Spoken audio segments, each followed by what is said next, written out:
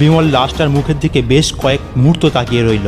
তারপর কোনো রকমে নিজেকে সামলে নিয়ে যখন বিমল সামনের দিকে তাকালো, বিমলের সামনে যা দেখলো তাতে ওর হুঁশ উড়ে গেল।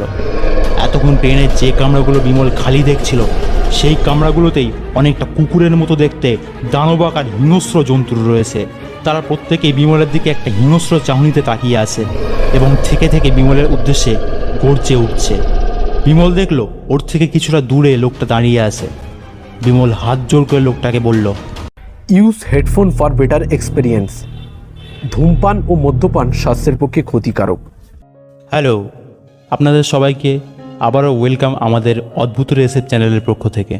আজকে আমরা দেখতে দেখতে পঞ্চম এপিসোডে পৌঁছে গেলাম। এভাবে 100 এপিসোড 200 এপিসোড যেন পৌঁছাতে পারি, এই শুভকামনা সবাই করবেন এবং আমরাও করি। আজকে বেশি কথা বাড়াবো না, গতদিনের মতো আজকেও একটি জমজমাট ভূতের গল্প আছে, তাই আজকেও একটু চানাচুর মুড়ি আর চপমুড়ি নিয়ে সাইডে বসে পড়ুন, কানে হেডফোনটা লাগিয়ে নিন আর ঢুকে পড়ুন ভয়ের সাম্রাজ্যে। আজকের গল্প লাস্ট ট্রেন। গল্প পাঠে আমি ফারহান, বিমল এবং একটি বিশেষ চরিত্রে শানওয়াজ এবং অন্যান্য চরিত্রে মঈন এবং আমি ফারহান। শুরু হচ্ছে লাস্ট ট্রেন।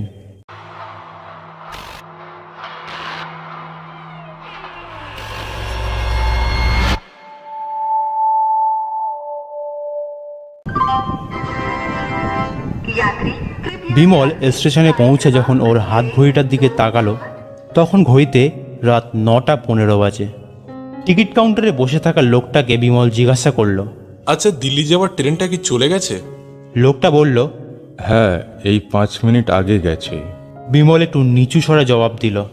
তা চলে গেছে? দিল্লি যাওয়ার আর কোনো ট্রেন নেই?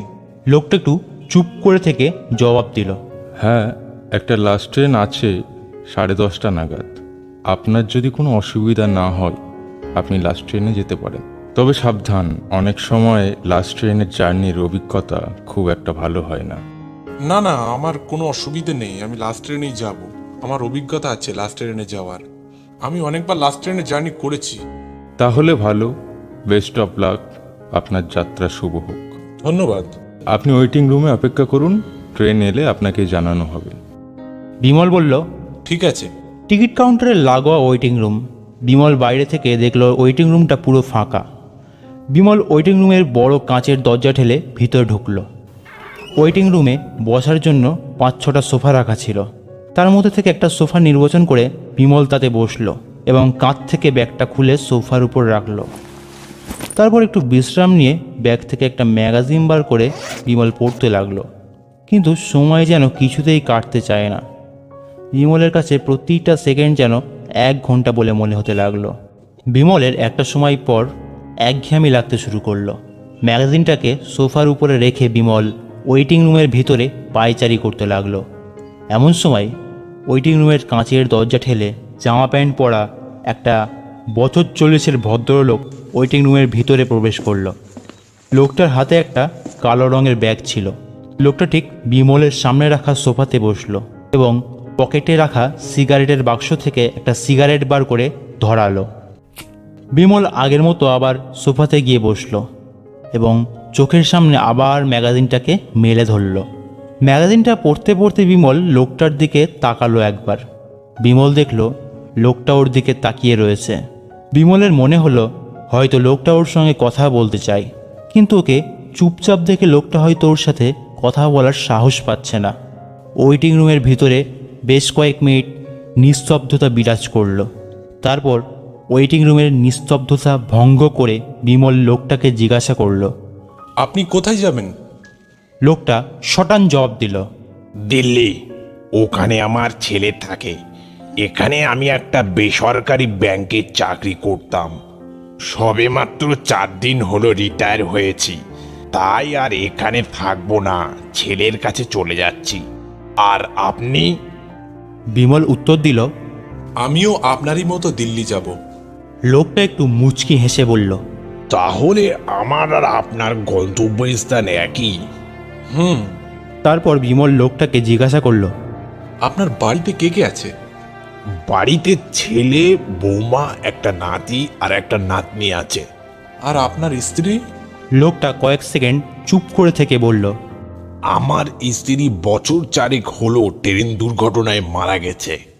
ওহ, আই এম সরি, প্লিজ কিছু মনে করবেন না। লোকটা বলল, না না, ঠিক আছে, আপনি জানতেন না তাই জিজ্ঞাসা করেছেন। তা যাকে, আপনি বলুন আপনার বাড়িতে কে কে আছে? বিমল বলল, আমার বাড়িতে আমি, আমার স্ত্রী, আমার 5 বছরের একটা ছেলে আর 3 বছরের একটা মেয়ে আছে। লোকটা বলল। খুব ভালো। বিমল তখন লোকটাকে জিজ্ঞাসা করলো, আপনার নামটা কি আমি জানতে পারি? লোকটা একটু হেসে জবাব দিল, নিশ্চয়, আমার নাম রতিকান্ত দাস। আর আপনার? আমার নাম বিমল হালদার। এইভাবে কথা বলতে বলতে খুব কম সময়ের মধ্যে ওদের দুজনকার বেশ ভালো জানাশোনা হয়ে গেল। ঠিক 10:25 নাগাদ টিকিট কাউন্টারের লোকটা ওয়েটিং রুমের কাঁচের দরজা ঠেলে ভিতরে ঢুকে তাদের দুজনের উদ্দেশ্যে বলল, ট্রেন এসে গেছে, চলে আসুন। বিমল লোকটাকে বলল। চলুন তাহলে, বাকি কথা না হয় ট্রেনে যেতে যেতে বলা যাবে। বিমল ওর ব্যাগটাকে কাঁধে তুলে নিয়ে ওয়েটিং রুমের কাঁচের দরজা ঠেলে বাইরে বেরোলো। বিমলের পিছন পিছন সেই লোকটাও ওয়েটিং রুমের কাঁচের দরজা ঠেলে বাইরে বেরোলো। টিকিট কাউন্টারের লোকটা বলল, তাড়াতাড়ি উঠে পড়ুন, ট্রেন এখানে বেশিক্ষণ দাঁড়াবে না। বিমল একটুও দেরি না করে ট্রেনে উঠে পড়ল। বিমলের সঙ্গে সেই লোকটাও ট্রেনে উঠল। বিমল দেখল ট্রেনটা পুরো ফাঁকা। ট্রেনের ভেতরে কেবলমাত্র ওরা দুজন। বিমল জানালাটার কাছে সিটে গিয়ে বসল। লোকটাও ঠিক বিমলের সামনে সিটে গিয়ে বসল। বিমলের বেশ খিদে পাচ্ছিল। বিমল ব্যাগ থেকে বিস্কুটের একটা প্যাকেট বার করে প্যাকেটটা ছিঁড়ে তার থেকে বিস্কুট বার করে খেতে লাগলো। বিমল বিস্কুটের প্যাকেটটার দিকে ইশারা করে লোকটিকে জিজ্ঞাসা করলো, আপনি কি বিস্কুট খাবেন? লোকটা বলল, না।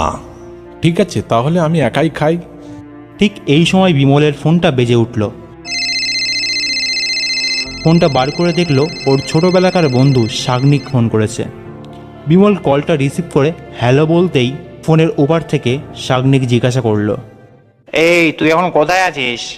বাড়িতে সবাই তোর জন্য অপেক্ষা করছে। আমি এই সবে ট্রেনে উঠলাম। সাগনিক তখন জিজ্ঞাসা করলো, কেন? তোর তো রাত 9টায় ট্রেন ছিল, তুই এখন ট্রেনে উঠলি কেন? রাস্তায় ট্রাফিকের জন্য স্টেশনে আসতে একটু দেরি হয়ে গেছে, যার জন্য রাত 9টা ট্রেনটা একটু মিস হয়ে গেছে। তাই অগত্যা 10:30 লাস্ট ট্রেনটা আমাকে ধরতে হলো। তুই চিন্তা করিস না, আমি কাল ঠিক সময় পৌঁছে যাব। ঠিক আছে, সাবধানে আয়। চল, ঠিক আছে, রাখছি। ঠিক আছে, রাখ। এই বলে সাগনিক ফোনটা কেটে দিল। বিমল দেখল লোকটা এখন একটা গল্পের বই পড়ছে। বইটার সামনের প্রচ্ছদ দেখে বিমল বুঝতে পারল বইটা ভূতের গল্পের।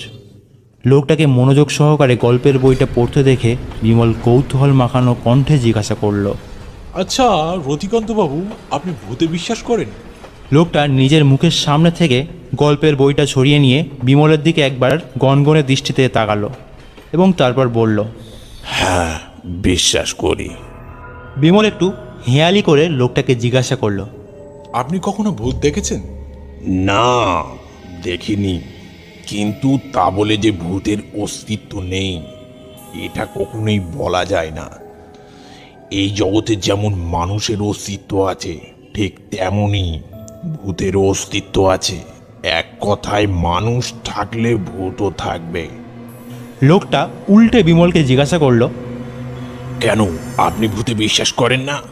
বিমল বলল, না, আমি ওসব ভূতে বিশ্বাস করি না, ভূত বলে কিছুই নেই। লোকটা বেশ কিছুক্ষণ চুপচাপ থেকে গম্ভীর গলায় জিজ্ঞাসা করলো, আর ভূত যদি আপনার সঙ্গেই থাকে তাহলে তো আপনি বিশ্বাস করবেন। বিমল অবাক হয়ে বলল, মানে কি বলছেন কি আপনি? এই বলে লোকটা নিজের মুখের ওপর থেকে বইটা সরিয়ে নিল। লোকটার মুখটা দেখে বিমলের চোখ দুটো বিস্ফারিত হয়ে গেল। লোকটার সারা মুখে রক্ত লেগে আছে। থুতনির একদিকটা কোনো ভারী জিনিসের আঘাত লাগার ফলে থেতলে গেছে। লোকটার সমস্ত কাপড় জামাই রক্ত লেগে রয়েছে। এই ভয়ানক দৃশ্য দেখার পর বিমলের গলা যেন শুকিয়ে গিয়েছে। বিমল অনেক চেষ্টা করার পরও ওর গলা দিয়ে কোনো আওয়াজ বেরোলো না। বিমল একটুও দেরি না করে ওর সিট থেকে উঠে সামনের অন্ধকার কামরার দিকে ছুটতে লাগলো।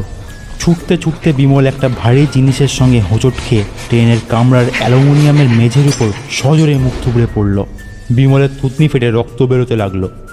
বিমল পকেট থেকে রুমালটা বার করে থুতনির উপর চেপে ধরল। পকেট থেকে ফোনটা বার করে ফোনের টর্চ অন করে পায়ের কাছে মারতে বিমলের গা শিউরে উঠল। ওর পায়ের কাছে পড়ে আছে একটা পচা গলা আত খাওয়া লাশ। বিমল সঙ্গে সঙ্গে 2-3 পা পিছিয়ে গেল। লাশটার মুখের উপর টর্চের আলো মারতে বিমল আটকে উঠল। লাশটা বিমলের খুবই চেনা। বিমল ভয়ে তোতলাতে তোতলাতে বলল, এই তো সে টিকিট কাউন্টারে বসে থাকা লোকটা।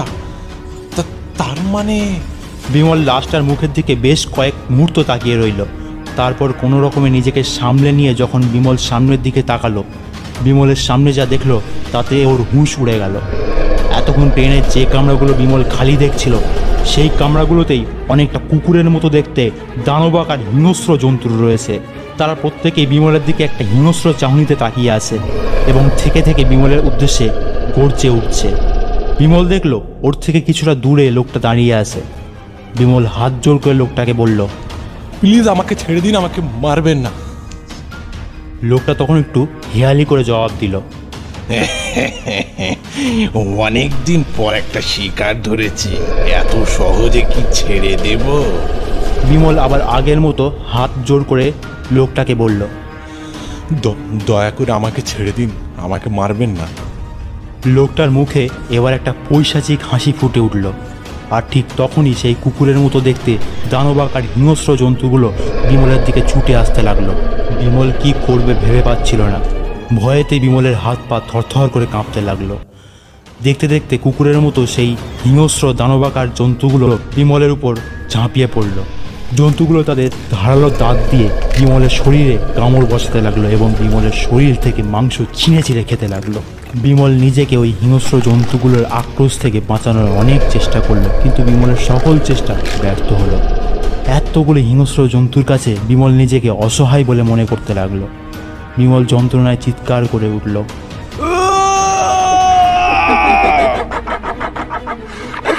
কিন্তু এখানে বিমলের চিৎকার শোনার মতো কেউ নেই। ট্রেনের হুইসেলের শব্দের সাথে বিমলের চিৎকার যেন মিলিয়ে গেল।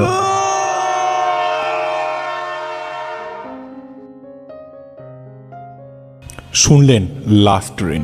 কেমন লাগলো অবশ্যই কমেন্ট করে জানাবেন। যদি ভালো লাগে অবশ্যই লাইক, কমেন্ট আর সাবস্ক্রাইব করে যাবেন। প্রত্যেক শনিবার যেমন গল্প আমরা আপলোড করছি ইউটিউবে, আগামী শনিবারেও সেটা হবে। সেই পর্যন্ত স্টে টিউন। ভালো থাকবেন, সুস্থ থাকবেন। দেখা হবে আগামী সপ্তাহে। আর চপ মুড়িটা রেডি রাখবেন।